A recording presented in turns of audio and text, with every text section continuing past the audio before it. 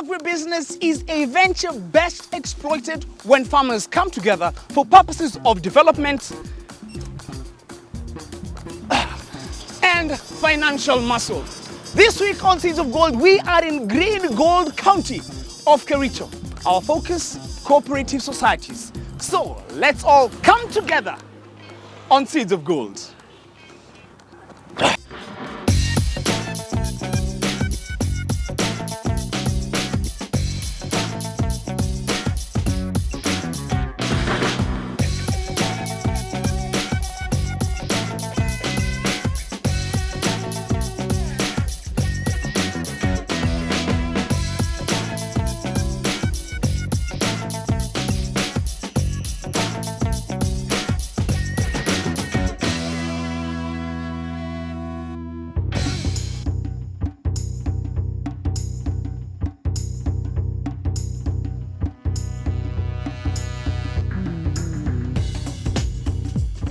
Joining us today is the CEO to the Kenya Highland Savings and Credit Cooperative Society Limited to talk to us about this Sacco.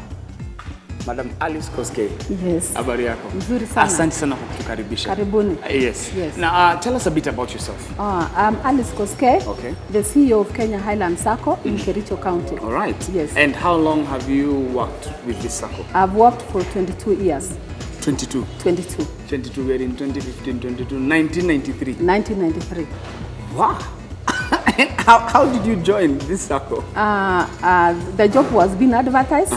And I came for interview, and I was selected as the best. Okay. Yes. Yes. And what position did you start in? I started as a clerk. All right. Yeah. And by then, how many members did the Sacco have? When I was employed, we had 331 members. Okay. With the head 127,000 Kenya shillings in the account only. 331 members. Yes. With 127,000 shillings. Yes. Now, currently, how many members? Okay, currently we have 60,000 members. Wow. With an asset base of over 1.7 billion. Billion? Billion. From 127,000? Yes. To... Okay. Yes. Hey, interesting. Now, before you joined this Sacco, what were you doing? I was not doing anything. I had just completed my school. Okay. Yes. All right. Yeah. So this was kind of like your first job? My first job. So was your interest primarily in the Sacco or the employment opportunity that it offered? I had a passion for Sacco. Why I had a passion for Sacco?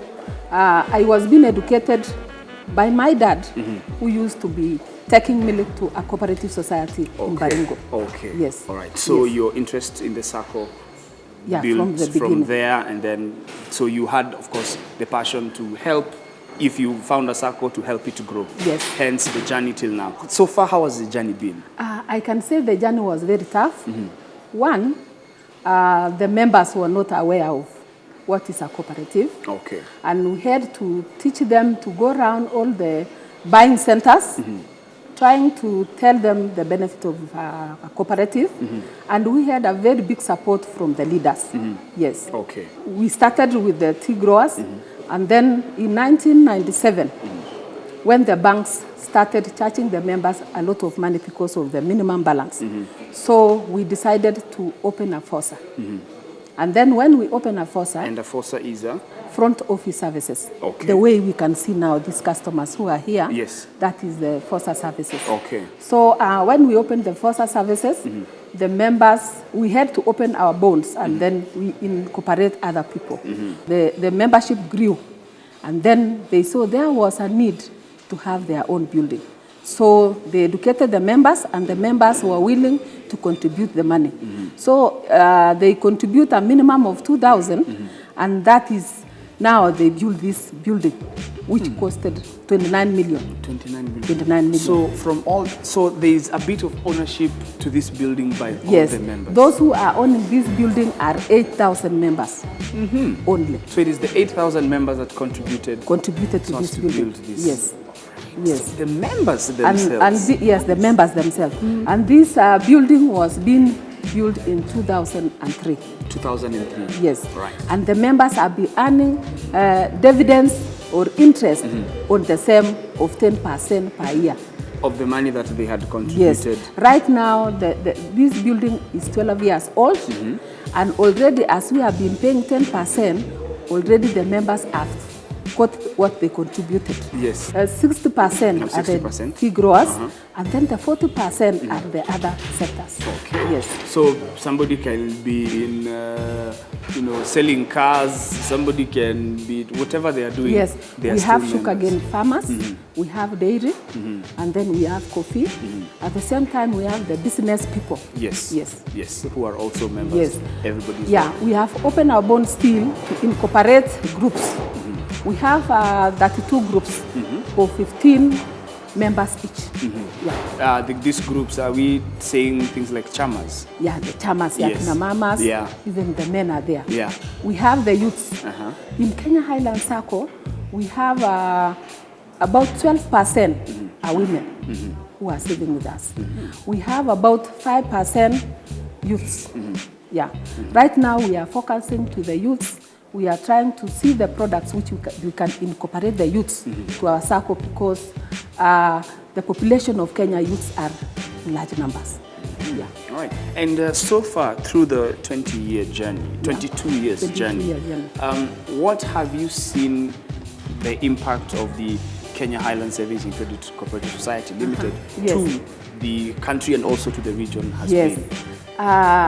What I can say, Kenya Highland Sacco have done a lot to our members, to the people of Kericho County. As I had said, we have grown to 60,000. Right now, as we are talking, I have 4 branches. So the expansion has been within the region? Yes, the expansion is going on. Yes. And that, of course, has been brought about by the demand for people to be yes. part of and I say we have empowered our members financially. Our members have educated their children.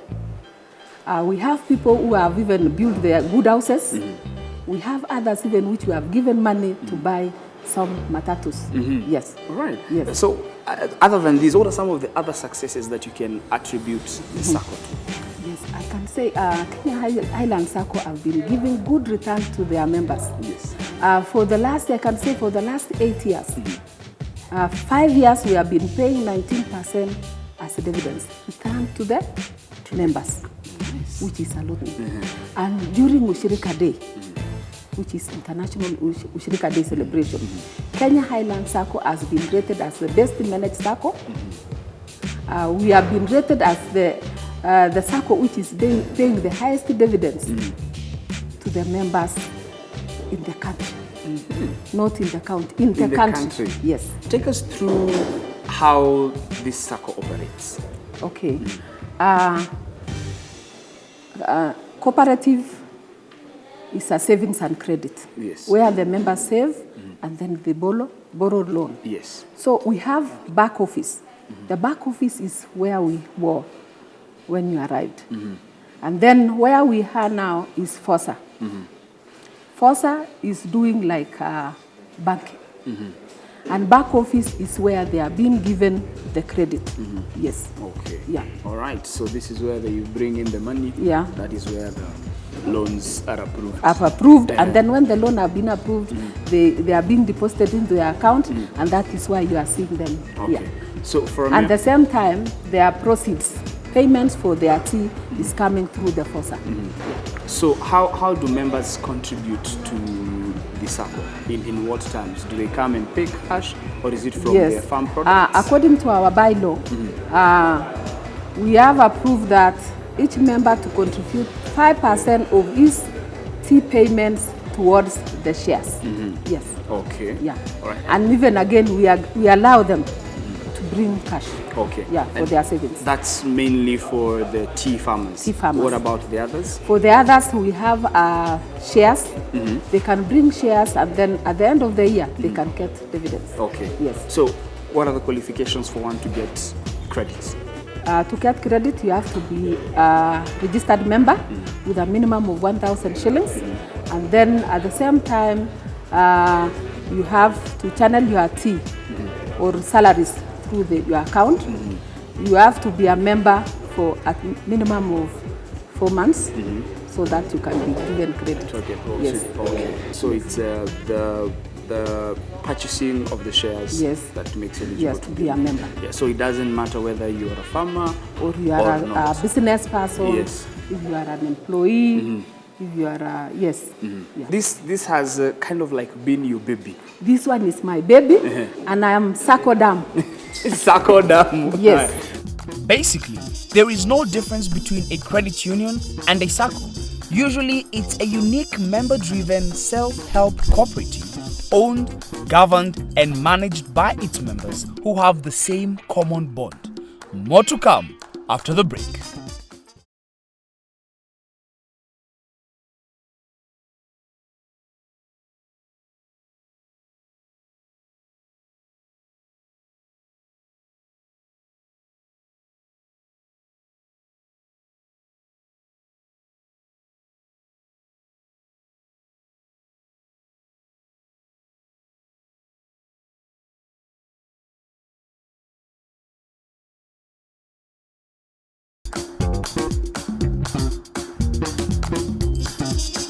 After approximately 30 minutes drive from Kapsoit Market, we have arrived to farmer member number 31.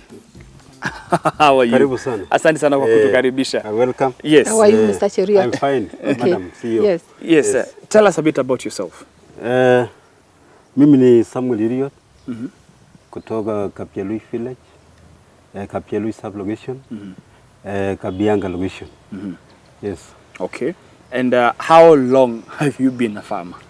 I've been a farmer since 1980. 1980. Yes. Uko ukulima yako unafanya ukulima wa nini exactly? Ni majani peke yake? Ninalima chai. Mimi iko na ndizi. Mimi iko na kuku na ng'ombe. Okay. Haya, na kwa hii jani yako ya ukulima uliungana na Kenya Highlands Sacco wakati upi? Niliungana kama Pelgut Sacco. Ikianza.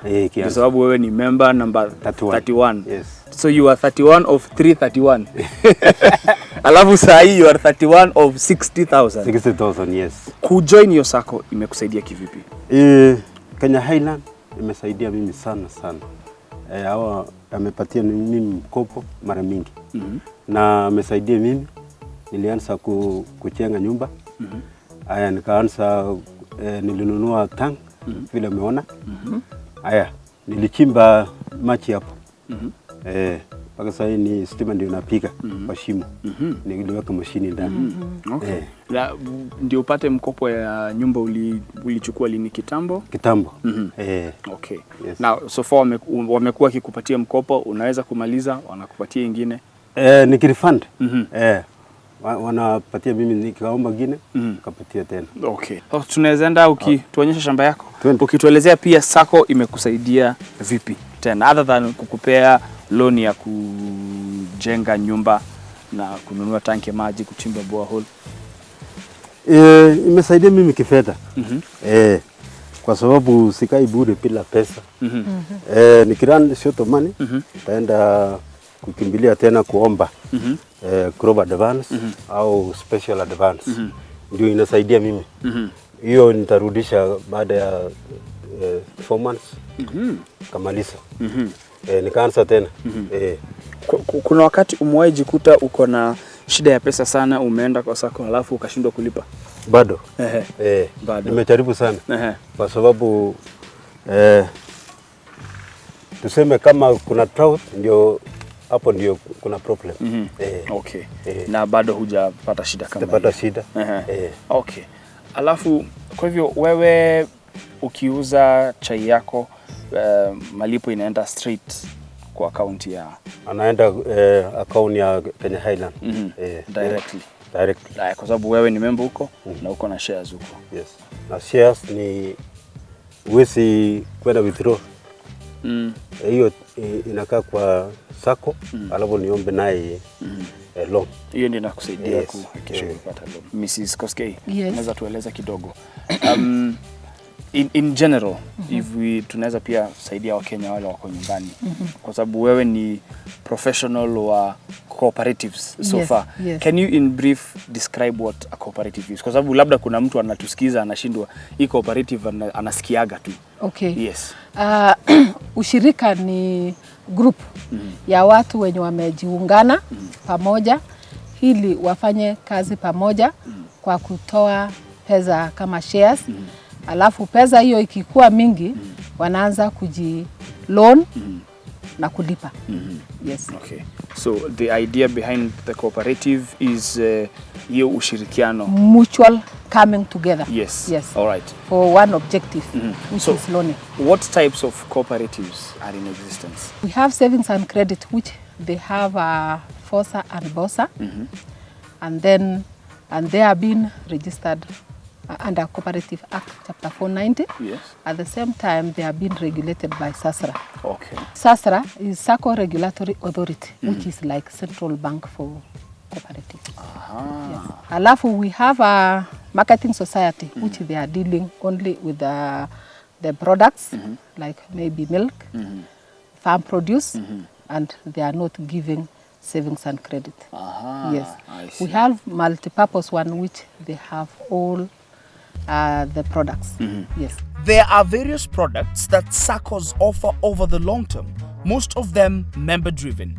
Typically, a Sacco starting out will offer members various short and long-term savings and loans.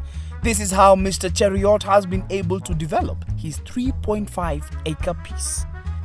Kwanza of course haukuanza na majani. Ulianza na nini?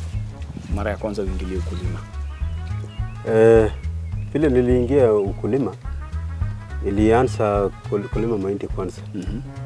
Alafu nikaendelea kulima mboga kama nyanya na cabbages. Nilikuwa nikipeleka kwa multinational shambas. Alafu vile nilikuwa nililima na ng'ombe. Okay. Na ilikuwa aje? Ilikuwa inakupeleka aje? Ilikuwa kazi ngumu. Najua nilienda through periods. Kwa sababu nilikuwa sijapata nguvu ya kupata fedha. It was after this experience that Mr. Cheriot heard about Saccos and joined one to see if it was a better alternative to deal with his money and investment plans. Was it hard, Mrs. Koske, trying in sensitizing these farmers? I think it was very hard. One, members hawakujua hiyo ni nini. Number two, they did not even have confidence kama pesa yao itachungwa. Especially when I told you tulikuwa kwa ofisi ya diesel, so they were wondering, hii pesa yetu inachungwa? Yes. So it was a very big challenge, lakini we were going around teaching people and using leaders. Those are a wooden office. Sasa una imagine unapatia mtu pesa yako, hakuna save, akaya kwa wooden office na anakuambia ati inafaa kukunufaisha wewe mwenyewe. Okay. First 331 members. How long did it take? 331 members took 2 years. Because I was employed in 1993 July, 15th of July. So there were 333 and society was registered in 1991 August. Yes. Sio ni mwaka mbili. Miaka mbili. Yes. Yes. And then from there, how was it? And then from there, we did not left there. We had to involve even the DC, the late Mr. Mberia, whom he did a lot of work for us. We called him, the DC, the DOs, and the TAs assisted us. We trained the members and we did a big campaign. So members recruit. Even I was going to an extent, kuambia hawa hata mujase form bure. Unaambia jaza form, leta shilingi 100, mtu anasema hakuna pesa. So I told them, can you fill the form free? Just to be a member. To be a member. Yes. Sasa wakisikia kitu free, wanakimbia. Yes. Kujaza at the end of bonus tunapeleka hiyo forms kwa KTDA. KTDA wanafanya check off system. Yes. So the members come in slowly. Okay. Yes. Saccos encourage people to take control of their own financial affairs, where savings are mobilized locally and returned to members in the form of loans. Kuwa member Sacco vile nimeona amesaidia mimi sana. Kwa sababu niliweka shares. Na hiyo shares inakaa baada ya 1 year napata dividends. Kwa hivyo ni kama mshahara ya kila mwaka. Nilianza na 15,000. Yes. Ukaenda ukiongeza kwa muda. Yes. Nikipata India kama February nitapata dividends over 100,000 au 50,000. Yes. Na hiyo ni pesa yenye imekaa tu huko inakufanyia kazi. Nice. Na amepata loan. Na ameshapata loan na anaendelea kulipa chai yake, anaendelea bado akiuza. Okay. Hiyo ni faida yangu. Hiyo ni jasho langu hiyo. Kweli. Ulingangana ndio kwanza upate hiyo 15,000 ya kuweka eventually mara ya kwanza na ndio igrow. Kama nikaongeza. Okay. An effective Sacco maps out progress plans that meet the needs and demands of the members. What other benefits does a farmer get from being a member of a Sacco? Another benefit is training. We train them. Okay. Train them on diversification. Like Mr. Cheriot is our delegate. We have been having trainings every year, giving them different topics, calling the professional to take them through in the month of August every year. So a part of getting the benefits of financial, they are getting even knowledge still. Okay. Yes. All right. Now, in terms of helping the economy of our country, how viable are cooperative societies? As I can say, cooperatives are very viable. 31% of the GDP of Kenya is through cooperative. Yes. Okay. Yeah. So, are we saying it's an alternative to banks? Yes.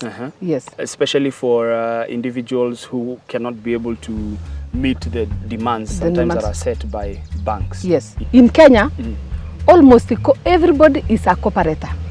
If you go to a family, either somebody is a teacher, is in teacher savings and credit. Yes. If he's a farmer, is in Sacco. Farmer Saccos. Matatu drivers, drivers waende huko. Yes. Yes. Yes. So I can say cooperative is the backbone of Kenya. Yeah. Okay. One of the main advantages of joining a Sacco is access to loans at a low interest rate, majorly because Saccos have low overheads as compared to banks whose interest is much higher. As a farmer, how important is it for me to be in a Sacco? Yeah, I think it is very important because you will meet with other members and you exchange ideas. Yes. Another thing again, it is an exposure to you. Yes. And in a Sacco, that is where you belong. The Sacco is yours. Yes. Yes. You have a say in whatever you want to say in Sacco because you are the one who formed it. Yeah. Now, and say we are a group of 15 farmers and we are thinking that we need to be in a Sacco. Is it ideal for us to start at a Sacco, and when is the right time for somebody to start to be in a Sacco? I think for a Sacco to be started, you have to have numbers. Kwa sababu ni kama tu mkono, ikikuwa tu imekaa hivi, haiwezi kuchota maji mingi. Lakini team kubwa inaweza kufanya kitu. Yeah. When the Sacco has a big number, that is when the Sacco will grow. Okay. Yeah. So, Bwana Kiplangat, kama mkulima, unaweza ambia wakulima wenzako ni nini umuhimu ya kuwa member wa Sacco? Muhimu kuwa member ya Sacco ni Sacco inasaidia mkulima mwenyewe. Tena Kenya Highland ni ya farmer. Anapata benefits kama loan, hata emergency loan. Ikikuwa kama mtu yuko kwa hospitali akitaka toka, wanakimbilia huko. Na tuna branches. Tumepata kama branches kama ina branches. Na niko ya karibu hapa Kabianga. Kabianga branch.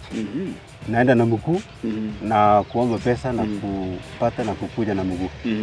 Alice, probably you can help us by giving us an overview of at least how important Saccos are, especially in agriculture as an economic sector. Okay. Or like ours now, Kenya Highland Sacco is a farmer base, it's a rural Sacco, and in the agricultural sector it is very important because, as I had said, we are training members, we are looking for professionals to come and train the members on diversification. And when they do diversification, we take them through how to keep dairy farming, horticulture, and even how to manage their tea farms. And when we have taken them through that, that one improve the economy of the agriculture. Yes. So, Bwana Cheriot, final word to farmers in Kenya. Wakulima wenzako, ungependa kuambia nini? Wakulima wenzangu, ile ni kumwambia hawa ni join Saccos, kwa sababu Sacco ni wanasaidia wakulima through mkopo, kwa sababu wanaomba mkopo, wanapatiwa, alafu wana refund. Ndio wanafaidika zaidi kuliko hata banks. Na Sacco ni yenyewe. Kama farmers ni wana own your Sacco. Yes. Our government should support cooperative. And if it is even possible, they should be given their own ministry. Yeah. Thank you very much, Alice, for bringing us here to member number 31. And thank you very much, Bwana Cheriot, kwa kutukaribisha kwa shamba yako. All right. Well, there we have it. The importance of savings and credit cooperative societies and cooperatives in general, as far as agriculture is concerned, is quite emphasized today on Seeds of Gold. The importance goes mostly to the fact that members who are mainly farmers get to benefit directly and dictate, if not suggest, the terms they're supposed to operate with in the cooperative societies. Keep it Seeds of Gold.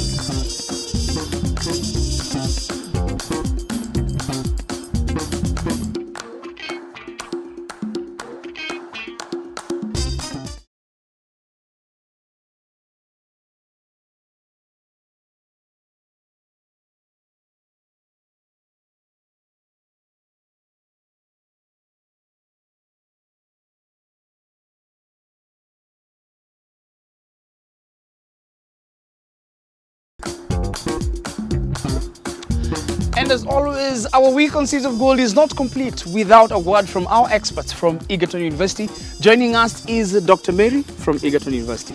Karibu sana. Asante sana. Now, tell us a bit about yourself. I'm Dr. Mary Maina, as you've said. I'm a lecturer, a senior lecturer at Egerton University. Yes. I am in the Department of Agricultural Economics and Agribusiness Management. Okay.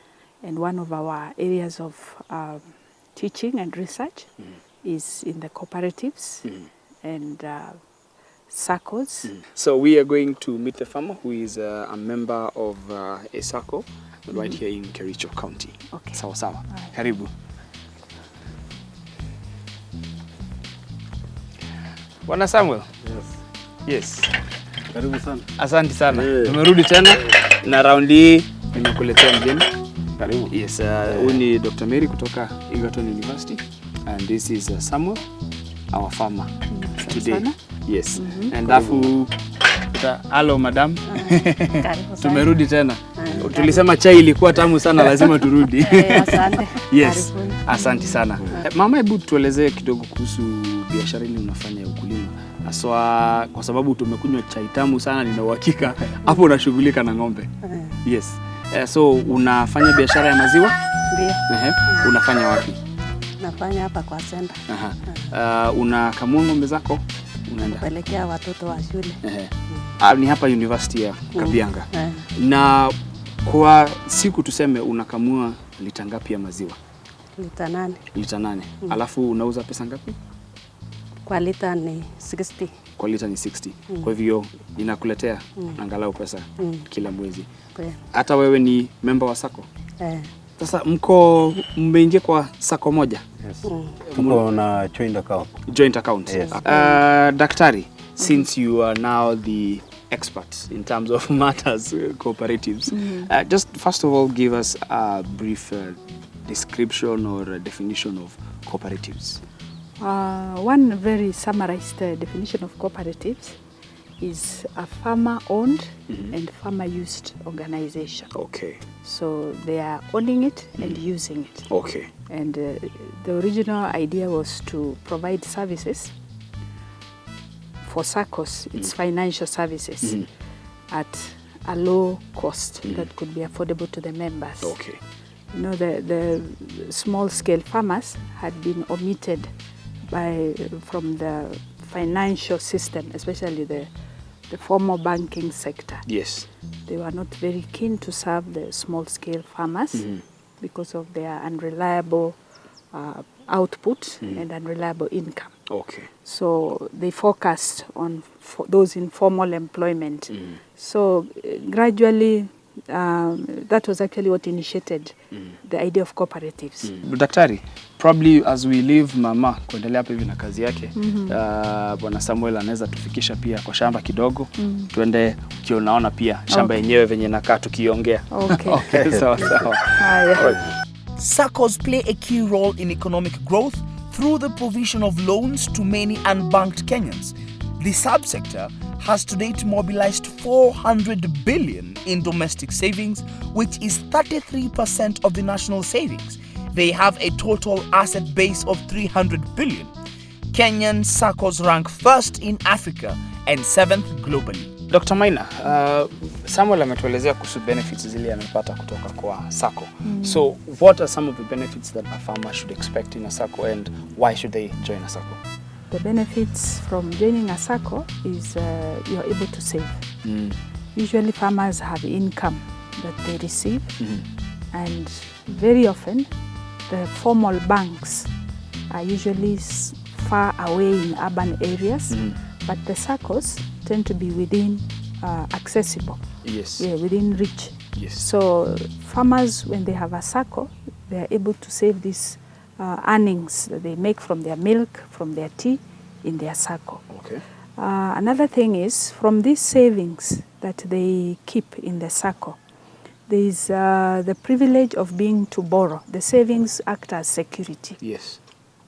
And since also Saccos are formed by farmers with a common bond producing the same product, there is, before you access a loan, there is need to have guarantors.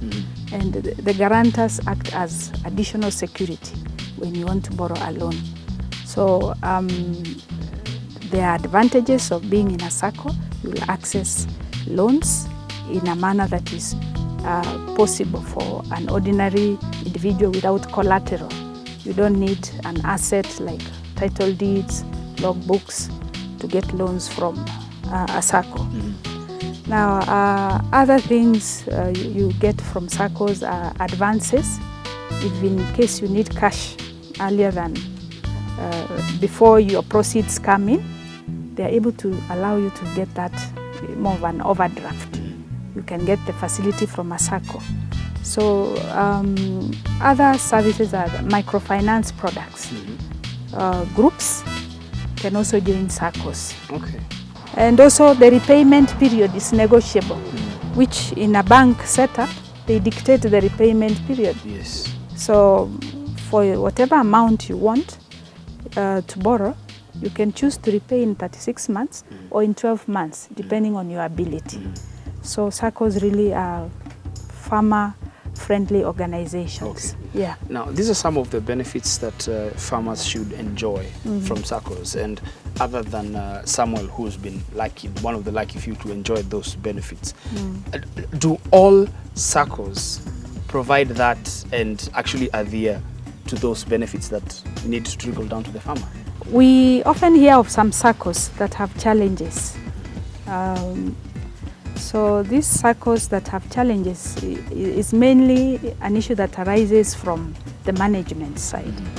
Yeah, so if the board of management, which is really the key managing organ for the Sacco, fails in its responsibility, then the Saccos usually tend to decline in performance.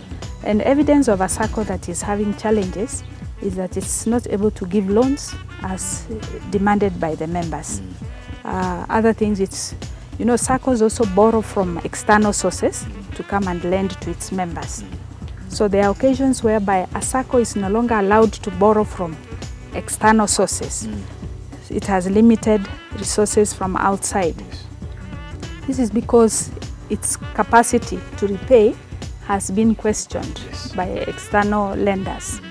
Other things, when a Sacco is unable to lend to its members, is because its pool of savings is limited. And for the pool of savings to be limited, it's because members could be withdrawing or depositing limited sums. So as a farmer, what should direct my decision on the kind of Sacco that I should be able to join?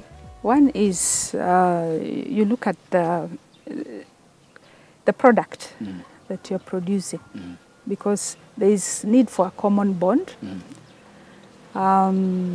If it's tea, you look for a tea Sacco. You need to know a bit about the Sacco you're joining. Yes, so if you need to talk to those who are members there. Yes, how is this Sacco? When you need a loan, do you get the loan on time? There are some Saccos where you need to wait for 2 weeks. So this kind of information is available from members. So for a farmer wanting to join a Sacco, you need to do some background check of the Sacco. If you hear of a Sacco that is stable and the books of accounts are in order, that would be the ideal Sacco to join, because you don't want to risk your savings. Yes. And of course, members join Saccos with a view of developing themselves. Yes. Okay. Yeah? All right. Do Saccos or should Saccos be a link for farmers to market in terms of their produce? Saccos really collect the returns from the produce. So as a Sacco, the management can negotiate on behalf of its members, and access even better markets, so that returns to their members are higher. Currently, I believe the KTDA is more or less, it's like they're the ones, the final decision makers on the prices. It's kind of monopolized. It's monopolized the industry. So I believe there is space for Saccos, Sacco management, to talk to KTDA if they want even the savings in the tea Saccos to improve. Okay. Bwana Samuel, labda unaweza tuelezea kidogo, tukikaribia kivuli hiyo jua imegonga sana. Probably unaweza tuelezea kwa kawaida mmekuwa mkiuza pesa ngapi, tuseme kwa kilo, na ni ngapi mmekuwa mkitarajia, ni ngapi ilikuwa? KDDA tangu aweke hiyo the price of green tea 14 shillings. 14 shillings, that's per kilo. Okay. Bado hajabadilisha hadi sasa. Kwa miaka mingi. Kwa miaka mingi. Kutoka lini? I don't know which year, lakini bado anazidi. Lakini ile bei ya bonus si the same.